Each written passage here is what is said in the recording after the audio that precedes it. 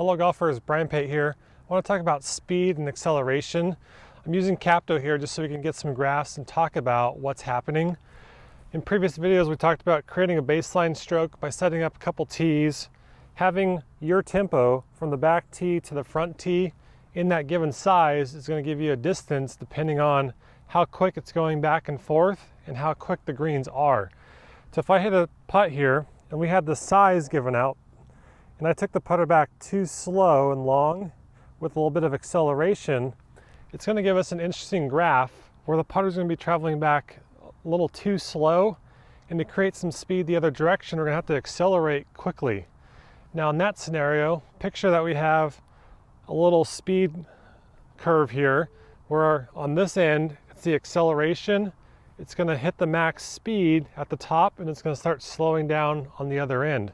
If we catch the ball somewhere in this zone as it's speeding up, we don't know exactly how fast it's going to be, but if we're catching it more at the top of the pyramid, now our speeds are going to be more consistent because we can catch it maybe slightly speeding up, maybe slightly slowing down. We're not going to catch it when it's really slowing down on this end or really speeding up on this end. So if we have it going too slow on the way back, we have to create too much speed to get the golf ball moving. We talked about putting an alignment rod in the back. If we have a stroke length that's too long to give us some restriction back there, we also have it there if we're too short. Can we start finding that alignment rod? So it's going to give us a reference. But what we want to talk about here, if I get rid of that, I was talking to JJ Putting on Instagram, and he uses this little method.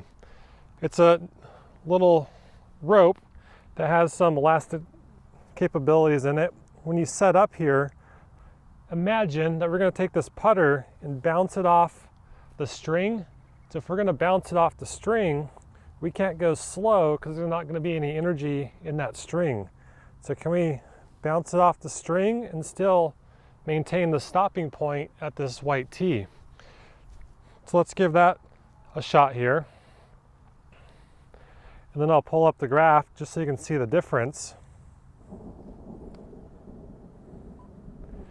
So in that little motion, now the curve matches more the ideal line or the green line, where the putter speed wasn't going back super slow and trying to change direction.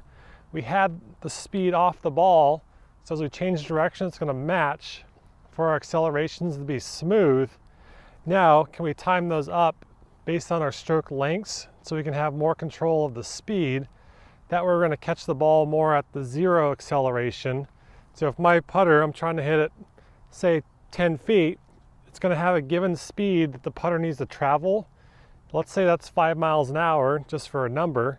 If we're catching it on the speed up side, are we catching that at 4, at 3, at 1?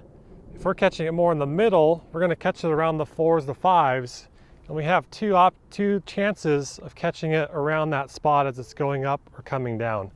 So use this idea. If your putting stroke is too slow in the backswing, can we feel like we're going to bounce it off the string and still maintain that stopping point on the front tee?